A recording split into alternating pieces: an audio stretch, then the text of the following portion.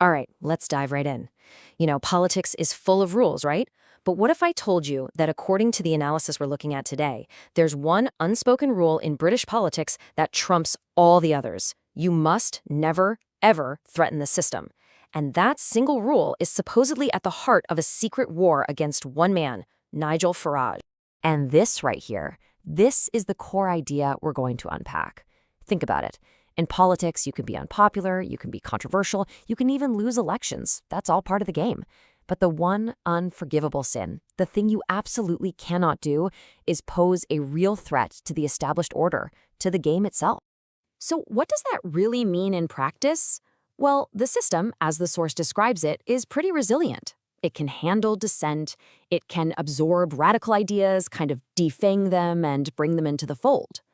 But what it absolutely cannot handle, what it's built to destroy, is a fundamental challenge to its own existence. Its prime directive, if you will, is self-preservation. Okay, so when we keep saying the system, what are we even talking about? This isn't just about the folks in Parliament.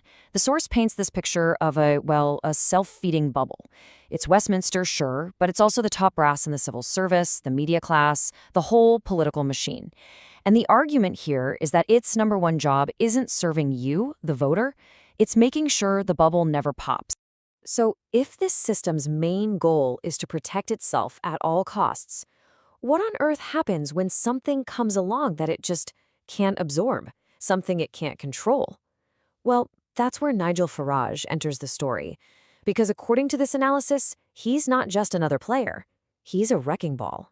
And this is a really important distinction the source makes. I mean, the system's seen rebels before, right? It knows how to handle them. They get brought into the fold, they get managed, they eventually become part of the Westminster bubble. But Farage, he's seen as something else entirely.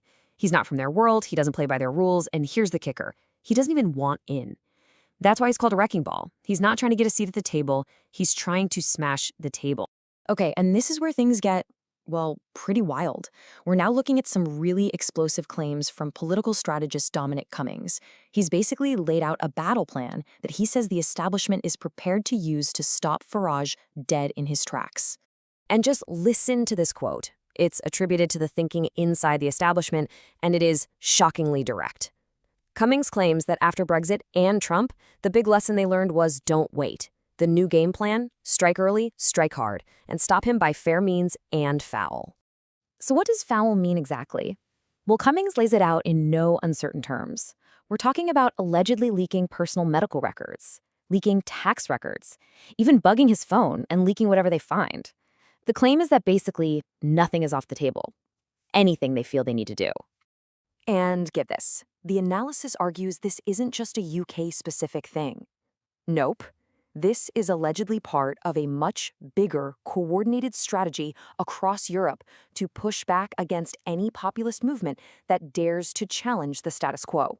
Now, this next claim is probably the most jaw-dropping one in the entire analysis. The source alleges that the European Commission has an official doctrine to use the same tactics developed for color revolutions, like in Eastern Europe, to stop parties they don't like from winning elections in Western Europe. And this isn't presented as some backroom conspiracy, but as something they openly talk about. So you might be thinking this is all hypothetical, stuff that could happen. But the source says no, no, no. Look around. It argues this playbook isn't a prediction for the future. It's happening right now, out in the open, against Farage and his party. So what does this anti-Farage playbook actually look like? Well, it's laid out in 4 steps. Step 1 is smear. Just constant attacks on his character, digging up anything they can find, even stuff from when he was in school. Then, step 2 is mock. Publicly ridicule him and his party to make them seem completely illegitimate. Step 3, frame. Get the media to paint him as being outside the lines of normal, acceptable politics. And the final step, weaponize. Take every little scandal, every slip-up, and turn it into a political weapon. And let's be crystal clear about what the source is arguing here. This isn't about debating policy. It's not a healthy back and forth on ideas. This is described as straight-up political propaganda. The goal isn't just to beat a politician, it's to completely delegitimize the entire movement of people who support him.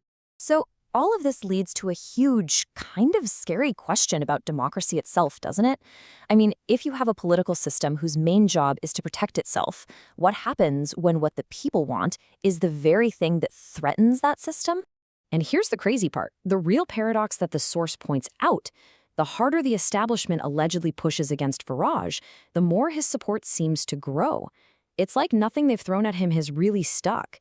And that forces a scary thought. What does that mean for their next move? Do they have to escalate even further? And that is the final, deeply unsettling question we're left with today. What happens if a huge chunk of the population votes for someone, but the system decides it will use any means necessary to make sure that person never actually takes power? What's left of democracy then? There are no easy answers here. And that question, well, it sits right at the very